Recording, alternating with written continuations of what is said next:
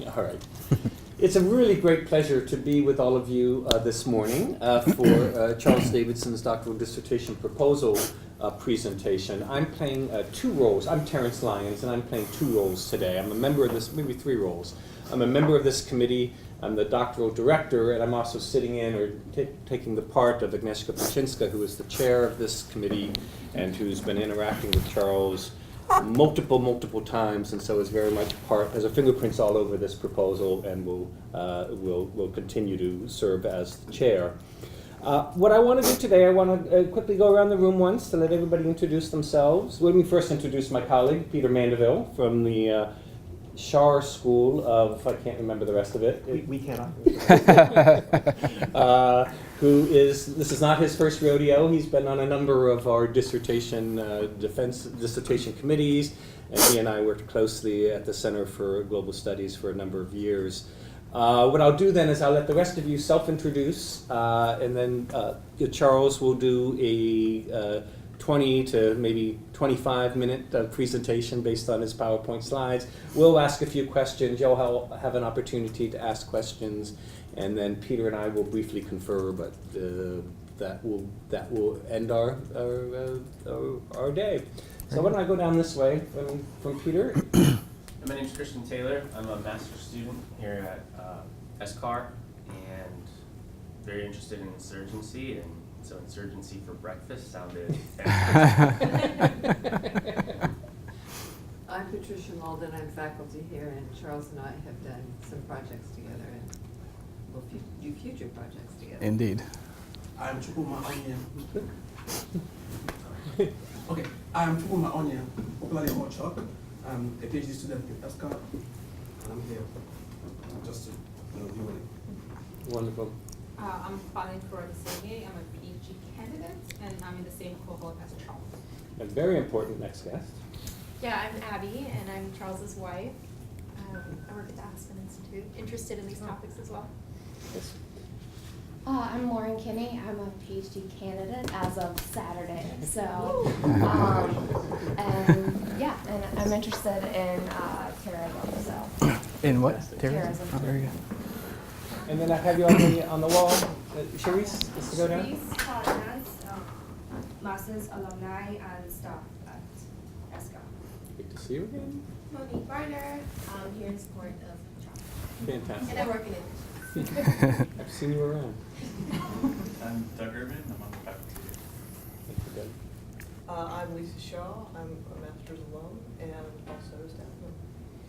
And just so you'll know that we are filming this or videotaping this, or what do we do now? It's all digitizing it. Something like that. So that those who weren't able to attend will have a chance to learn more about Charles's work. And Charles, I'm excited to hear you speak about this interesting project. Very good. Thank Take you. it away. Terrence, thank you to everybody for coming. I especially appreciate the professors sitting on my committee. Thanks for the hard work thus far. I'm sure there's a long journey to come. To Patricia, thanks for always letting me haunt your door and come up with my harebrained schemes for these different projects we've done. Of course, my wife, thank you for being here. All my classmates and staff, thank you very much. So today we're talking about insurgency, insurgent group behavior. I've titled it Dynamic Insurgency. The question is, does target audience proximity to a conflict affect the publicized collective action framework of a transnational insurgent group? Basically, what I'm asking is, does the way that an insurgent group project itself for the sake of promotion and recruitment change as a direct result of target audience proximity to the conflict itself?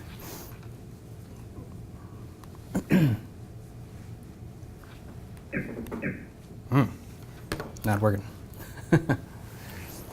3 purposes that I've come up with for the sake of this project is to engage the growing field of Civil War, insurgent group behavior, and transnationalism, the studies thereof, to contribute to the larger understanding of insurgent group dynamics, to expand the understanding of insurgent group collective action framing, and to identify the presence or lack thereof of dynamism in insurgent group marketing.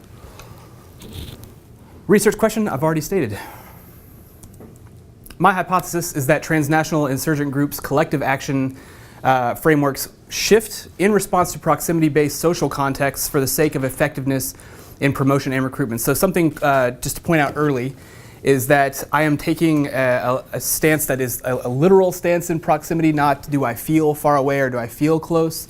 And then I'm also not trying to study like, do the insurgents get with a map and like map out 600 miles and say, does it shift at 600 miles or something like this, but rather this idea of proximity I'll break down a little bit later into the proposal. Locating the argument, this is my literature review, a savvy little thing I put together here. I start with the core of Civil War, causes, effects, and actors, the larger study of Civil War. It expands into the transnational dynamics of Civil War. Beyond that is insurgency, promotion, and sustainability, and at the very edge where my project lies is the transnational insurgent group promotion.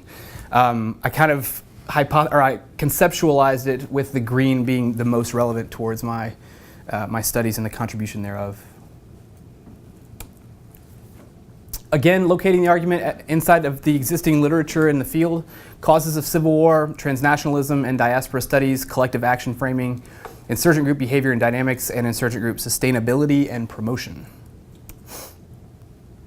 Within the causes of Civil War, there's books abound, you could never read the end of it, of greed, grievance, feasibility, and sociocultural issues as a reason for the causes and really the perpetuation and sometimes even the cessation of Civil War. I won't get too far into it for the sake of time, which I did not start on my phone. Now I did.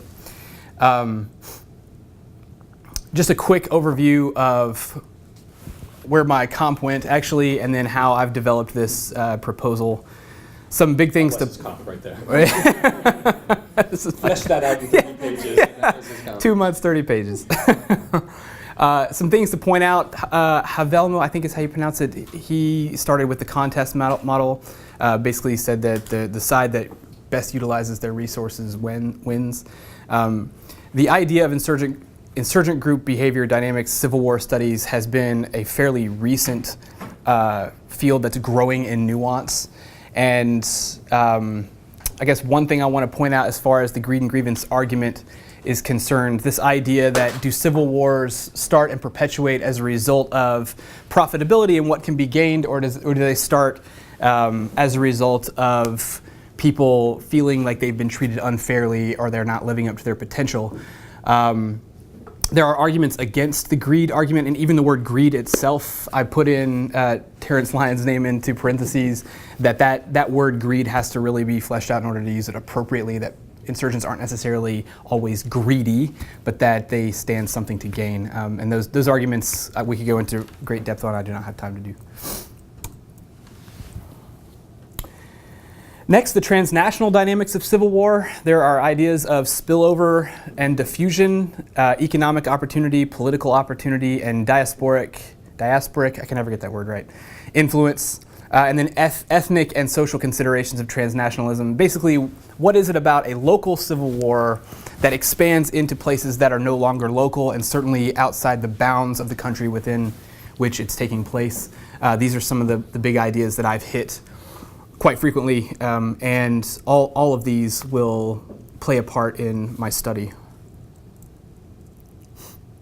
This is my little chart that I've come up with. I think it's, in some ways, I've tried to visually conceptualize the whole in the scholarship that I am trying to fill. So there is a flow of promotion and support that takes place within an insurgent group. So there's the insurgent group taking action, promoting itself either locally or externally so that support can come back in. Sometimes that takes on the characteristics of marketing or trying to communicate its ideas to others. Sometimes it takes the form of coercion or even kidnapping or forceful recruitment. But nonetheless, there is this reciprocal flow of support and support garnering. And so I am addressing, with this idea of proximity, ideas of external support. So trying to gain support outside of the conflict area, and does it shift? So the green dots represent areas of scholarship that have already really been dug into, these external sources of support. Where does that support come from? NGOs, diaspora, other countries' governments, corporations, etc. They can generate flows of support into the insurgent group. The types of support, whether it's money, resources, political support, manpower, Those have been fleshed out at some length. And then the insurgent groups themselves and the wide-ranging studies of behavior and dynamics, choices that they make, reasons why they shift. That's got a pretty robust literature review behind it. But then less has been done with that marketing, promotion, and framing as it exists outside, pointed toward the external actor. There's plenty that's been written about how they promote themselves within their area of operation. As I'll show you later, that's not exactly what I'm looking for, even though elements of that will be brought into the project. Collective action frames, this is something that Dr. Mandaville pointed out at our last meeting that I needed to really hack into, and so that's what I've been spending my last month on, is reading literature on what a collective action frame is, what does it mean to frame, and what are the dynamics of framing, how do they shift. And for the purposes of this presentation, 3 things that I wanted to point out is that when you are framing your argument, your reason for existing, and your reason for saying, we want you to join us, there are diagnostic frames, prognostic frames, and motivational frames. So diagnostic basically says, here's the problem. Prognostic says, here's what we're going to do about it. And motivational says, here's why you should join us, now let's go. And how are we going to go? And as I'm approaching my research, I'm going to be viewing these collective action frames and the shifts therein, if they exist, through the lens of these 3 ideas as a large overview. Insurgent group behavior, dynamics, and promotion. Again, a lot has been said about recruitment and sustainability. I don't have time really to dig into this for the sake of time. Governance and marketing. The way that a group governs the area that it has under control is indicative of the type of support that it's wanting to garner, or how it in effect markets to the people who they interact with. A couple things to understand about insurgent group behavior is that rarely, in terms of there being a civil war, does a political vacuum exist. Rarely does just all-out anarchy prevail. As we saw in Libya recently, factions very quickly took hold of their areas and they began to govern. There would be a disinterest in governance, as Martin pointed out in her book Warlords, where if truly the only reason for existence is profitability or some other non-sustainable issue, they might say, we don't care who governs, we just want the money. And one more thing to point out, I thought it was interesting, is that a lot of times people think that when there is a civil war going on and insurgency is governing the area, that it is just constant violence. But really, as Tilly pointed out in 2003, most of the time the interactions between insurgencies and civilians is not violent. Usually violence is simply used as a means of coercion and to keep people in line, and then it moves on. Marketing. Really bare bones literature as far as marketing to the exterior. Messaging and shifts in messaging to local audiences, Casphere pointed out in 2005, and then garnering support from outsiders, specifically NGOs. Clifford Bob wrote a great book in 2005 as well. And that's actually where I took a big cue from the fact that there was a massive hole in this literature. I say massive. No dissertation addresses massive holes, but it is a tiny hole. Little bitty gap. Doable hole. Key terms for the project. There's going to be 3 key terms here. So we're looking at proximity, promote, and support. What does proximity mean for the sake of this project? Van Heer and Cohen suggested that physical distance still holds sway in diasporic engagement and support, especially once the ethnic continuum is broken. Meaning, once you get outside of an ethnicity being the same and cross over into the bounds of another ethnicity, this paper suggests that distance does matter in the way that a diaspora will support an insurgency. So if the diaspora exists within an ethnic continuum, they're going to address the insurgency in a different way than when they exist outside. So that, as an idea of physical proximity, was something that I'm taking cues from. For the purposes of this project, as I'll get into later with the KDPI and the Iranian Kurds that I'm going to be working among, for those of you who understand Kurdishness, within Kurdistan there are Kurds, but then there's different types of Kurds, so Syrian, Iranian, Iraqi, and Turkish. Proximal, for the sake of this project, meaning nearby, will be within that ethnic continuum of Iranian Kurds. Intermediate will mean Kurdish in general, and then once we get outside of Kurdistan, we'll say distant. Promote, I'm going to limit to the shifts in collective action frames. And support, I wanted to conceptualize support. What am I looking for? What types of support are they looking for? I think this is something that I'm hypothesizing now, being financial, resource, political, and manpower, but my assumption is that I'm going to find a lot more when I get on the field of as far as what types of support I might encounter. Research design, 1 group, 4 case studies. That 1 group is the KDPI, Iranian Kurdish insurgency, I'll get into a little bit later. We'll look at the fieldwork, methodology, analytical framework, and consideration of other impact variables in the null hypothesis in the coming 3 or 4 minutes.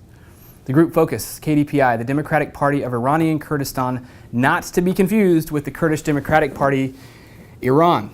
They split some while ago, and they do not consider themselves to be of the same persuasion, although most of their purposes remain the same. But I will limit myself to the KDPI. The Transnational, this KDPI was exiled from Iran in the 80s, and they took up shop in Iraqi Kurdistan, but they still stage for incursions, violent incursions into Iran from their home base in Khoisanjak in Iraqi Kurdistan, known heretofore as Koya. It has this political party / insurgency has representatives in many Western countries, addresses the UN, the EU, and a group called the Socialist International. They are a left-wing group. They are considered an American ally, so they're not considered terrorists right now by the American government, which makes it copacetic for me to go research among them. Their aim is to struggle to attain Kurdish national rights within a federal and democratic Iran. They don't want to take over Iran. They just want to be recognized as a recognized cultural and ethnic group within Iran and have the rights thereof. A lot of similar goals as you'll see from the PKK and other less, according to the American government, less legitimate insurgencies. They just want to be Kurdish. The KDPI has major representation in Washington, D.C., Paris, France, Erbil in Iraqi Kurdistan, right here, and then the red dot next to it is Khoisanjak. These are the 4 places that I'm going to be doing research in, and I'll talk about a little bit later. But for the purposes of this project, I'm considering Khoisanjak and the area around it to be what is proximal, Erbil to be my intermediate phase, and Paris and Washington, D.C. to be distant. After speaking to a KDPI leader here in Washington, D.C., he suggested that Paris be my European stage because that's where a large contingent of KDPI and Iranian Kurds live in Europe as opposed to like Turkish Kurds in Germany, etc.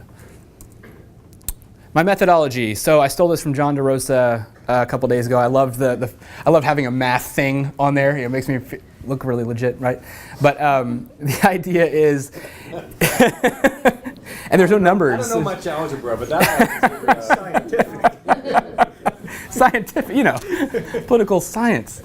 Y being the collective action frame of the insurgent group, being the independent variable, X being the variant, the target audience proximity to the conflict. Does X have an effect on Y? A successful study, a successful dissertation must isolate the other independent variables not related to proximity, though affecting insurgent group behavior, though some may be the same as proximity-based social contexts. So political, economic, ethnic, religious, and other social contexts that may or may not be related to proximity. The idea is to avoid arriving at a spurious conclusion where I say, oh yeah, the proximity changed and this changed, but actually proximity was simply spurious and the real reason was X or Y. As I said in the beginning, proximity is not going to be like they're looking at a map and saying, okay, 500 miles, now let's shift our frame. But there will be these different social contexts that, because of proximity to the conflict, do shift, and that is what I'm addressing as far as the independent variable that's being tested. If something shifts as a result of religion or something else, I will do my best to avoid it. I think that's what will produce a successful dissertation. Where am I at? Okay. Okay, that's about it for that slide. My methodology, analyzing how and why frame shifting is implemented or not. 3 possible outcomes of process tracing being my main form of methodology. Theory building, process tracing, meaning that a robust enough pattern exists and that a theory does not exist, but these facts do, and that I could actually make a new model to understand insurgent group promotion dynamics. As the book that I read about process tracing exclaims, it is more likely that explaining outcome process tracing will be what is found in something like a dissertation, where emerging patterns without a previously undiscovered X leads to Y outcome, but the KDPI has to be able to identify these variables. Like, they have to say, we're doing this because of that. Not something that they're doing unaware of themselves. And then the third possibility is that there are alternative variables that are the main explanation, or that my hypothesis is completely bunk, and I write my dissertation about why it failed and still become a PhD, apparently. So. You can do it. No finding is valuable. Still a finding, yeah. Proximity does not affect frame shifts. I'd like to know that. Yeah. Fieldwork, 1 group, 4 sites. Like I said, 5th site will be online, a la Mandaville's book, and other digital and accessible publications and correspondence. Fieldwork will be comprised of 4 stages. Stage 1, area research. I want to be completely familiar with the area as much as I can before actually going in. Something I learned in Leslie Dwyer's class in Indonesia is that the more you know before you go, the better you'll be. Learning the history, the current efforts, and the local reception and interaction with the KDPI wherever I'm at. Examination of relevant secondary sources, news, TV, and internet, and access, if possible, of primary source documents, including official correspondence, membership records, training materials, and intergroup communication made available. A lot of that may be really difficult before I go, but after some talks with KDPI members here in DC, they are extremely excited for my project. They basically said, like, nobody's ever done this, and so whatever you need, let me know. In fact, he said, if you need a translator, I'll go with you. So they're really excited to have me along. Stage 2, formal interviews. Conduct structured interviews which allow for follow-up conversation with members, supporter non-members, and non-member non-supporters. This doesn't mean that they counter the KDPI, but that they're just completely neutral. I'm actually going to probably limit my talks with people who are against the KDPI, and will certainly avoid talks with Iranian nationals on this project. Questionnaire continuity, so the same 10 questions will be given to every interviewee, and we'll be exclusively interviewing Kurdish co-ethnics for the sake of limiting the scope of this project. So it's, how is the KDPI promoting to Kurds, and how are the Kurds receiving this? Something we discussed in our last meeting is that to just, in general, address Kurdish KDPI promotions in Paris would take maybe forever. Stage 3, observation and participant observation, hopefully integrating with the Stage 2 interviews, focusing especially on missing data or misunderstandings during the interviews, likely scenarios being group gatherings, places of business, training sessions, community interactions, official meetings, and less formal locations such as household or parties. I've actually already been to a KDPI party in DC for the Kurdish New Year, and it was rocking. It was lit. It was lit. They taught me how to dance. It was great. Stage 4, reflection and follow-up. Basic data triangulation, reflection, transcribing the interviews, follow-up meetings, if necessary, and possible extension of the network, if necessary. Analytical framework, we've been through proximity. Framing, diagnostic, prognostic, and motivational. These are the lenses through which I'll be analyzing the interview data. Special note on motivational framing. The severity, the urgency, the efficacy, and the propriety of the way forward is what I'll be especially looking at within motivational frameworks. Support, what type of support sought? Been through it. Data collection, purposive, is that how you pronounce that? Purposive, I've never actually heard that out loud. I think that's good. Purposive sampling and snowball sampling. So interviewing 20 to 30 participants in each location, striving for no less than 75 interviews. An age minimum of 18, so no children, but certainly no age limit. Conducting observation and participant observation. 3 notes, will not take place. I will not participate in actions that are violent or illegal. I will certainly not enter Iran, even though they do, because they don't believe it's Iran, and will not interact with Iranian nationals on any, for any reason. The ethics, credibility, and data destruction are other considerations. Ethics are really first and foremost the protection of my interviewees and the participants with whom I'm conducting this research. The level of anonymity is going to be paramount, especially when it regards being in places that I'm not familiar with. Assassinations on KDPI members are ongoing from the Iranian government, so I will act with the utmost decorum in that regard. Developing my own credibility through snowball sampling, networking. I want to walk into interviews as credible as possible, and we'll consider that before every interview. And then we'll certainly destroy all data related to handwritten notes and typed notes. Once I get things into a locked format, everything else will be destroyed. And then here's my interview questions if you are curious. These questions are going to change. This is something for the sake of the proposal that I came up with. I think that a lot of them are relevant, but this is going to be a fluid, ongoing process as I work up to my actual interviews through my research. I think that's it. Can I see this as stage one? Certainly. There it is. Read everything he can is the bottom line. Say it again. Read everything. Read everything you can. Yeah. Talk to whoever you can. Right. Well, thank you for a great presentation. Absolutely. Thank you. I'm always enjoying learning more about your work, and it's sharpening every iteration, and that's how the direction it needs to go in. Yeah. Peter, do you want me to put you on the spot, or do you want me to leave you off the spot? Happy to. No. Okay. Peter, you Charles, first. thank you very much. It's a fascinating and both the kind of broader question you're getting at with respect to kind of the relationship between distance and strategic communication strategies, as well as the kind of empirical case that you've chosen. Both represent, I think, really interesting and understudied areas. So there's a lot of potential here. I have kind of 4 points to raise. I did not bring a One is essentially kind of a request for more information. Okay. Thank you so much.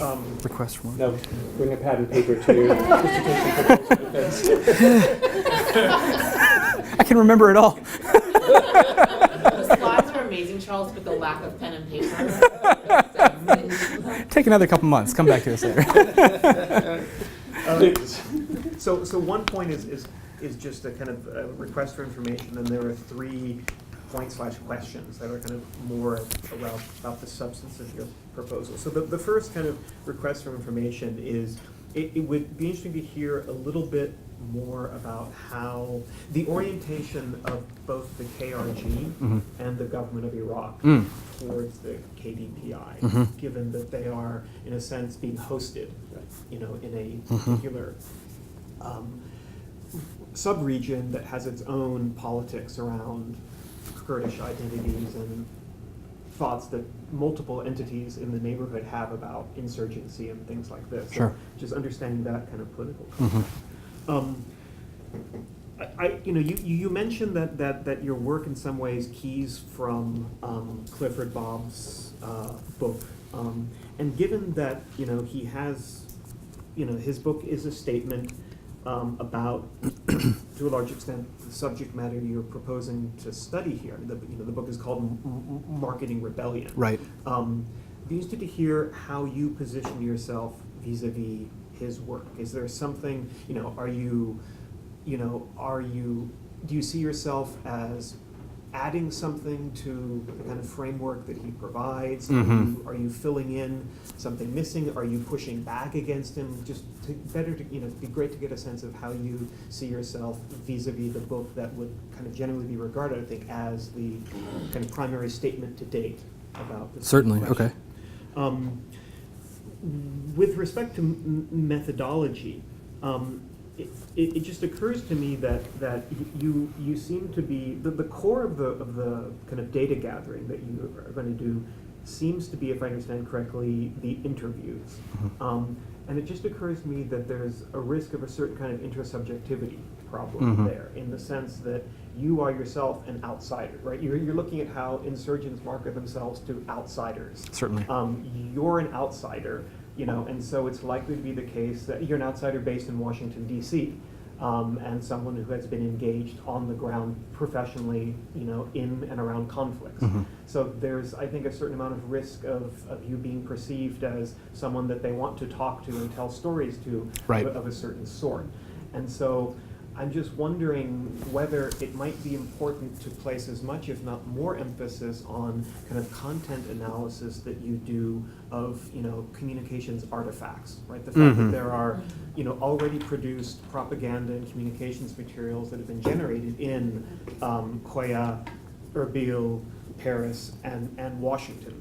Where that same intersubjectivity problem won't be present because the content of those have nothing to do with, you or your insertion into the kind of context that Sure. you're exploring. So I just kind of wanted to raise that as a methodological issue. Could I ask you a question about that? Yeah. So, being that I would certainly that problem would present itself to KDPI members and me being an outsider, do you see any issues with me interviewing those to whom they have marketed? No. Okay. No. Okay, like those interviews. I mean. Yeah. Okay. Yeah. No, I don't think that's going to be. That's not problem. just Yeah. subjectivity. Yeah. No. I think the problem arises when, if and when you get led to those people by KDPI figures, right? If the kind of snowball method that you use to get to them is one whose path is essentially defined by representatives of the movement itself, that's when it starts to get. We're going to be marketing to you. Right, because that becomes effective marketing, right? They're going to be tend you towards people that they know have tended to receive and themselves talk about the movement in a particular way. And that's fine. There's inevitably going to be a certain element of that present. You're just going to need to figure out how to kind of break out of sort of those. The sort of impulses that they will likely have to control your access or shape the kind of directionality of your access to those who have been on the receiving end of their Do you think that it would be of any value to take cognizant note of that intersubjectivity and write about it in my dissertation? Like write kind of a side piece of how I was marketed to, or? Yeah, no, I mean, I think it's important, just kind of in the kind of vein of self-reflexivity, to kind of demonstrate that your awareness of it. Okay. I don't think you need to sort of jump down a rabbit hole of a certain kind of navel gazing that means that I am myself inserted in the field of study and therefore I must. And then I think showing that you're aware of it, given the nature of the research you're doing, is important. But I think it's more important to kind of figure out how you're going to kind of transcend the constraints that arise from potential over-reliance on representatives of the movement you're studying, shaping your access to the audiences whose perceptions and reception of the messages are kind of central to what you're doing. Perfect. And the final point is just kind of a kind of significance question. It's just to ask, why would a proximity-related finding be significant? Right? If you find that there is this relationship between proximity and the nature of the collective action framework, what's the sort of significance of that for the studies of insurgencies and transnational insurgencies? Would it lead us to reconsider certain assumptions that we have about aspects of this phenomenon? Yeah. How do you think about explaining the significance of this? So when I've considered this, I've had many a moment of the so what, right? And my hope would be to better understand like the idea of the larger framework of insurgent group promotion. Like, is this applicable to insurgents that aren't so friendly with the United States? And if so, could it lead to assumptions that people who get far enough away from a conflict are going to be approached differently, and thereby we can, perform counterinsurgency or study counterinsurgency in a new way? And then also refugee studies and people who get just far enough away from a conflict to be safe, but who are still subject to diffusion or spillover, et cetera. Are there going to be differences between these two populations? And so can we better understand the mindset of how insurgents see themselves and how they see themselves with regards to other people, especially people who they would promote among? I know that it's ambitious for a dissertation to try to develop a new framework. I understand that, but I guess it doesn't hurt to dream, right? And so I think if there were a so what, that for me has been enough thus far. But I would certainly be open to suggestions or some direction in that regard. Did you have any response to the first questions, a little more context about where they... KRG and GOI orientation for the KDPI. Oh, I'm sorry. I thought you meant to put that in my dissertation. So from what I've read, the KRG and the government of Iraq, the government of Iraq is still rather at odds with Iran. And so just like the United States government, the enemy of my enemy is my friend. And that's the way Baghdad views them right now, I believe. KRG, similar, they're tolerated. They don't make grabs for power in the larger whole of Iraqi Kurdistan. So it's sort of like, your focus is on Iran, you're not going to mess with us. They've also teamed up with KRG forces against ISIS and other problems that they've had within Iraq. And so they've, I think, built credibility for themselves with both of those entities to say, we're for you, not against you. Your focus is on Iran. Do your thing. At least that's what I've gathered from my current studies. I think that the equation with respect to the government of Iraq is likely more complicated than that, because the current orientation of the Iraqi central government in Baghdad towards Iran is a very kind of complicated thing in that it's a Shi'i-led government in Iraq, and one that has certainly been keen to assert and maintain its formal independence from Iran, but where Iran has been heavily influential in shaping the course of events recently. So there are certain figures in the central Baghdad government who are essentially extensions of influence from Tehran directly into the capital, and then there are sort of figures within the dominant Shi'i political class that have kind of taken upon themselves the task of keeping friendly with Iran while trying to maintain that distance. Yeah, and actually I forgot about Kirkuk and that whole thing recently. That recent incident, and showing that the central government in Baghdad, when it feels that things up north are moving outside of its comfort zones, is willing to physically bring some proximity, in the language of your dissertation, to that sub-region. Proximity outside your head. And I don't know this for sure. My general assumption about the KDPI is that they are so small, in relatively speaking to other insurgencies, that they would by no means be the priority for any actions being taken, unlike the PKK and the Syrian Kurds. I guess what I'm saying is that I can imagine a scenario where if for some reason KDPI was perceived by Iranian authorities to be overreaching a bit, or becoming a little bit more of a nuisance than it usually is. That they would call Baghdad? That they would call Baghdad and tell them, you guys need to go and do something about this. And so that's something to bear in mind, both with respect to your analysis of the politics around it, but also your own sort of risk, your personal risk analysis around the field. Okay, yeah, sure. Thank you.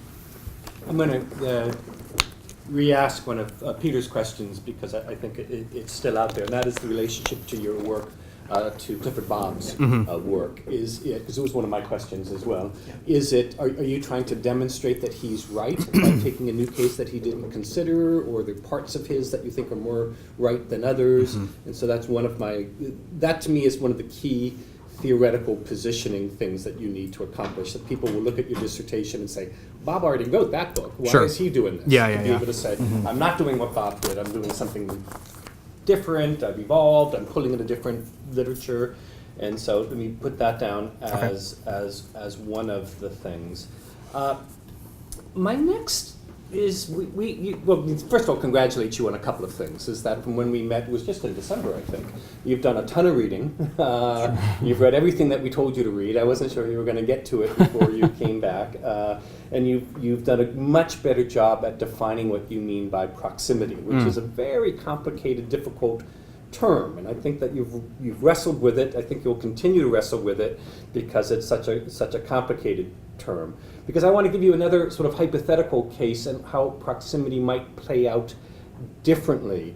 And the hypothetical case, let me call it Cuba. In that the proximity of Miami is very differently than the proximity of Caracas. A lot of Cubans went to Caracas and some went to Miami. But the difference is not, in this hypothetical case, the difference is not that how far you are. I like the ethnic, how did you put it, the continuum idea. And these would both be, sort of in that way similar, but because Miami was in the midst of the Cold War, the Cubans were going to be the proxy force in Washington politics and so on, they developed a very, very different marketing strategy. When in Caracas, if you screamed, down with Fidel, the people in Venezuela said, what do we care? That's not nothing to do with us. But if you said that in Miami, all of a sudden everybody wanted to talk to you and promote you and make you into something important. Interesting. And so that's an example of where proximity is not. You're not saying it's just distance. You're not saying it's just we all feel like we're Kurds and therefore we're somehow soft and fuzzy together, but that it also matters on there's a political context. Partly what you were asking about the government of Iraq and the government of the Kurdistan. What do they call it? Regional government. And so Paris and Washington may differ not simply on this ethnic continuum, but on the how much the having enemies of my enemies, in my capital to support. Now that's to me that's me bringing in a kind of not marketing to co-ethnics, but a larger political context in which marketing takes place. So you're saying that you would extend the study to non-co-ethnics outside of? No, because I think the other thing I really like about your proposal is you've done a good job of saying, I'm limiting it, and this is the reason why. And I know I'm not capturing the entire world in this dissertation. I'm limiting it, I've taken decisions, and here's the reason why. And I think co-ethnics is okay, but even within the co-ethnics, the difference between being a Cuban community in Venezuela and a Cuban community in Miami are vastly different because those two communities exist in particular political, cultural context. Sure.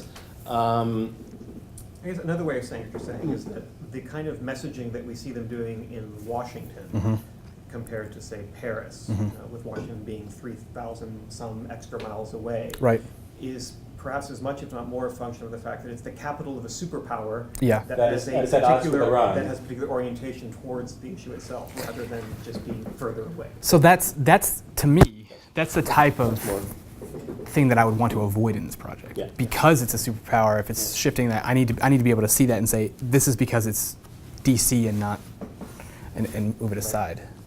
Okay. Yeah, but then the trick is going to be they put out a statement, and that you're going to have to somehow tease out that this statement is designed to be read by the State Department, or the statement is designed to be read by the Kurdish Community Center, when it's probably going to be designed to be read by both, because it's on their webpage, or it's in their newsletter, and they know the State Department reads the newsletter, or it's in a speech to the community that they have reason to believe that other non-Kurds will pay attention to that speech, and they want to align themselves with the great superpowers' hostility to Iran or something like that. Yeah, sure.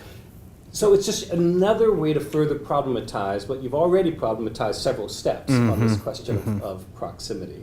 And so my guess is that that'll be something you'll continue to wrestle with throughout this project, because it's so core to your project. And you've already shown us that you are aware that you need to be able to rule out other potential explanatory variables for this stuff. And so I think it's just that, more specifically then, the geopolitical orientation of the host country towards the conflict itself becomes one of those independent variables that you need to. Okay.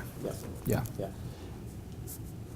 Let me one other broad statement, then I did want to hear your reaction to the Bob question. Yes, please. And that is your case study research, which you've thought very carefully about the ethics and why you choose this place and why the other, and so on.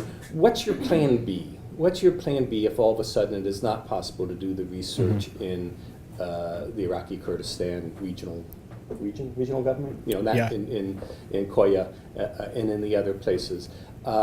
Because that might be, it's always worth thinking about that. Everybody who's doing work in conflict zones, because you never know. I've known a number of people who thought they were going to do research on X, and all of a sudden,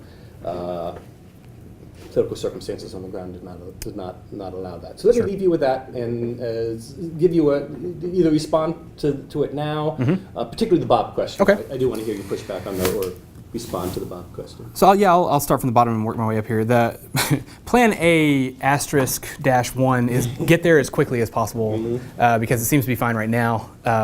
As we've seen just in the past 6 months, things can, just the drop of a hat, can change. You can't even buy a plane ticket sometimes. So I want to try to get there as quickly as possible and to get this data. If, for whatever reason, the possibility of moving into Koya collapsed, I would probably still go to Erbil, which continually remains more stable. And then if that failed, I would pretty likely just Skype interview as much as possible. Because most of the, as you both have mentioned, looking at this, not the people, but the propaganda and the news stories and the communique, it's a massive part of my project, is what they're actually putting out there, translate it to English and analyze it. The interviews themselves, I think, would be so much better in the city itself, because that snowball would grow so much easier, and I could pick up on subtleties, conduct participant observation. But I think the project could be pulled off via Skype interviews in a worst case scenario, and I have plenty of context to be able to manufacture that.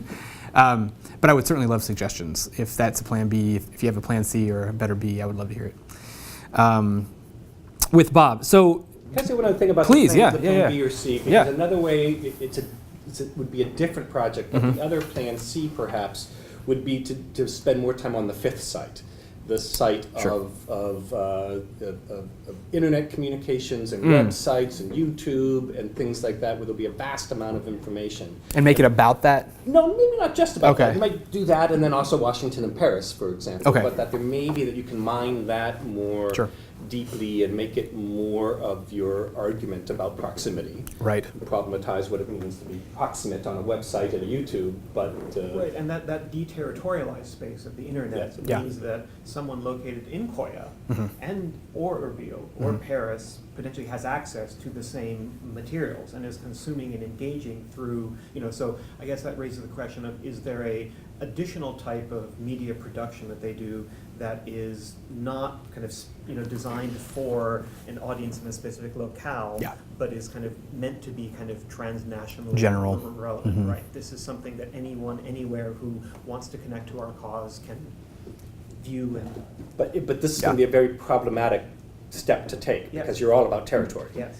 You're all about distance. Sure. And so I'm not it would be a different type of project. I think you'd still be able to ask the interesting questions you have about marketing and different audiences, but it would take some reformulation. It becomes really important, because what happens if, when you talk to young people in Koya, you find that they're not actually receiving any of the locally produced stuff. They're mostly watching videos from Paris. Mostly watching. Or whatever it might be. Whatever it might be. Yeah, they sure. might be much better produced, and they have the best pop singers or whatever it is. All right. Yes. They're That's a good point. I want to aspire to that life myself, Right. and so that's what I gravitate towards. But I like Plan A, Okay. or Plan A1 asterisks, and I think you'll be doing great interviews in the field, and so I can't wait to get that fine grain data. But you do need to be conscious of these Backup plan. contingencies. That's great. Yeah. Bob. So to be frank, it's been a while since I've read Bob, so speaking to specifics would be tough during this particular moment. That's okay. From what I can recall, Bob was very nuanced in the fact that he studied only how insurgencies market to NGOs, because NGOs have their own self-interests, and insurgencies have their own self-interests, and the idea was, how do these two groups mesh to find the right partner? Like, this is my $50,000 grantee because I have, and so what he wrote about was how insurgencies then shift their frameworks to address and become more applicable to these NGOs' frameworks. And I think that that's spot on. Like, the idea that an insurgency can and does shift is enough of an answer to say, okay, I'm not looking for something that doesn't exist. But I don't think that Bob addressed in enough detail, if at all, the idea of proximity. And if this project is about anything specifically, it's about that Y variable of proximity. And I think that that's an important enough argument to throw into the mix that could pretty easily differentiate myself from Bob, although would consider myself to be a protege of his thought-wise, because he went out and addressed, like, oh yeah, they do shift. So that would be my answer. But I really want to go back and read Bob again in light of all of this to reanalyze it. No, the answer you gave, I don't know if that would be your final answer, but it's a good answer. Okay. Like, what you're doing is you're in his larger framework problematizing the proximity piece, the co-ethnic piece rather than the NGO piece. And that's an innovation or an advance on Bob's book. So it's not just Bob, you're not just reading Bob. You're taking spatiality seriously, and you're also looking at kind of audience groups beyond NGOs. Sure. And that'll be good stuff. Cool. Do you have anything else burning, or I want to open it up to see if anybody else has any comments? Any of your colleagues or other faculty members have any questions or comments or reactions? Patricia, please. This is conceptual stuff. I think it's really the whole idea of positionality, intersubjectivity, territorialized, deterritorialized, spatiality. That's what lives in my head all the time, which is probably why I wander around aimlessly. But the idea, you walk into walls and doors. I do. Where am I? I don't know. So I just throw out a couple things that may or may not make sense to you, but we can talk about it later if they don't. And Yeah. you can tell me how they don't make sense in general. Sure. So the whole thing of goals, the goal question with these groups, they have these goals. I find, is it that clear cut? So there's the espoused goal. This is our goal. We put this on our marketing literature. Is that really their goal? Are you taking their word for it? Yeah. Is that a gloss for something that everybody who's in the know is going to go, oh, I know what they're really talking about? Oh, right. It's the dog whistles. It's the dog whistles. This is the polite way to say whatever it is, or this is the acceptable way that'll get past whoever to say that. So then how are those goals understood by different groups? Now, this may not be an issue, but I've seen it happen in other places. And it's like, oh, and I go in thinking I know what that means, and I don't have a clue what it means as a researcher, because I don't know the place. And nobody tells me until probably the end of my time there, by the way, that meant such and such. I went, oh, that makes a lot of stuff more clear. So Sure. So just that whole idea of the language and the phrasing and the words that are used, but the multiple meanings. And with translation, in the different languages, it's going to be even translating. It's going to be so. Just know that that's going to probably happen, and somebody hopefully will be kind enough to say, let's go out for coffee and have a chat about something. And I like the idea about comparative data sets. I think it's really important. Your interviews, your content analysis of internet material, and then the comparative analysis about that, I think is going to be really interesting. And the proximity, I think there's a lot of colors about proximity, and I think part of it's going to be really interesting to see how you shade that. Because proximity, and that gets into what I mentioned before, the territorial and the meaning of language, and which is not your goal in your dissertation, but you're going to have to, I think, it will probably come up. It will make you, in your analysis and in your collective action framing and how you articulate those things is going to be really interesting. Anyway, I think it's Help me understand just a little bit more what you mean by the colors of proximity, the coloring of proximity. Charles is getting at it a little bit about in terms of where people are, say, in the hypothetical case of Cuba and Venezuela and Miami. Right. So proximity, if you're not going to have like 150 miles or 500 miles or that kind of thing. Sure. Then where do you draw where are those, how is it bounded? Or is it bounded? So and how do you do that? So for this project, it was Iranian Kurdish ethnic continuity, and then Kurdish continuity, and then other. Beyond that, I would love to hear if you have other ideas about how to conceptualize that, because I think that would be important, at least to be able to say why I'm not doing it, But yeah. Okay, we can talk about that. Sure. Because proximity is ephemeral, unless you're talking about 150 miles, or kilometers or whatever. At least to me it is. But anyway, and you didn't mention independent and dependent variables in your presentation, which. That was Xing your Y, I guess. Yeah, if we're going to do that, I like to know. So I'm interpreting independent. I guess another gloss on the proximity question is kind of around exploring the idea that the directionality of attitude associated with proximity or lack thereof is not sort of in a single direction. Like those who have studied the Cyprus conflict, for example, on the island itself, among both Greeks and Turks, will find the full gamut, the full spectrum of attitudes towards the other.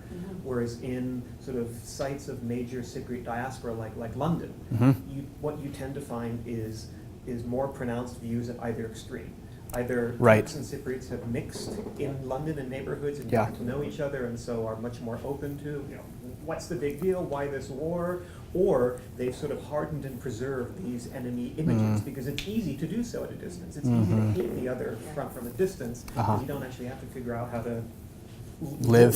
Yeah. Or go about, I think that's one thing that I'm actually really excited to learn, because most literature on diaspora that digs into that will arrive at the same conclusion, that like those that are farther away are, I think, going to be the most peaceful, or the hardest core, and those that live within it have to be mediocre about it or have to be intermediate about it because they have to be alive.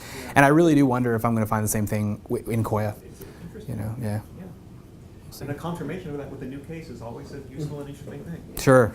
Yeah. And my only comment to wrap up, to link their two comments, is what I think you do well is that you're clear as to what the limits are to your argument. So I think it is okay to say, this is how I'm using proximity, and this is why, and I understand the trade-offs, and I understand I'm seeing some things better, and I can't see other things as well, and that's okay. You can't do it with all of its 100 different dimensions. But then you just need to be clear as to why. So it's important to note the drawbacks in the dissertation? Okay. No, I think to say that. Go ahead. You're working with what we would call a sort of stipulative conceptualization of proximity. You're not pretending to capture and engage with every nuance that might be associated with it, but sort of for the purposes of this dissertation and fully cognizant of the limitations. This is in doing so, this is what I'm going to do, and then you're fine. Because when people ask, you can say, look, I said very clearly up front that, And you're allowed to define your project, you're allowed to define your question, you just have to make sure that it's defined. Sure. And then that it's not defined kind of arbitrarily. That there's a reason why you're using distance. It's because you have a conceptually informed idea that this is going to matter. Ethnic, what did you get this wrong? Ethnic continuum and all those other things. You just randomly say, why don't I look at these 4 different cases? There's a reason for your selection. Sure. And that's cool. Okay. Very good. Any other comments, questions? Any of his peers have a thought? Yes. Charles, that's an awesome presentation. I hope Thanks. mine will be as good as yours. It may not be direct to your research interest, but I was kind of wondering the marketing frames of an insurgent group. Have you encountered any way where their strategy or their marketing frame affects the governance of the counter-insurgents of a particular group? For example, let us take your case study. Will their marketing frame at a particular point, let's say in DC, affect how cosmopolitan governance of how the strategy that will be used against, for example, America doesn't see this group as an insurgent group, whereas Iran may see them as insurgent. They certainly do, yeah. Exactly. So this marketing strategy they use, for example, in DC here versus in Iran, how this strategy may influence the kind of strategy that Iran will use to address the group as insurgent, and versus what America will do to the group. That's a really good question. So the way that I've conceptualized collective action framework is that it is why the group exists. It is how the group says why it exists. And I think that there are going to be trade-offs between how the group frames itself in regards to thinking about counterinsurgency. I think it has to. I think your question is really important because they may be bolder in DC among friends than they would in Koya, which is 100 miles from Iran or whatever. So I can't answer you definitively because I don't know, but I think it's an excellent question to insert into the study, and at least a theoretical way to address, yet again, the idea of proximity. So, yeah, thank you. Are there any other questions? Otherwise, I've had a virtual conversation with my colleague here, Peter Mandaville, and I pushed the paper in front of his face, and we're both very happy to sign. And Agnieszka's already told me that she's read it and is very happy to sign. And so, congratulations! Thank you so much. Defended the proposal. Thank you so much. Thank you. we'll have plenty of opportunities to, this isn't the first time we'll go around on this, but it's Yeah. a great job. Wonderful, thank For you. those of you who haven't, I'm going to use your pen, my pen's running out of ink. For those of you who haven't, this is fine, yep, this is good, this is good. This is in fact just for our records as much as anything else. And I'll get Agnieszka to sign it before, and I'm the, anyways, we'll sort this out.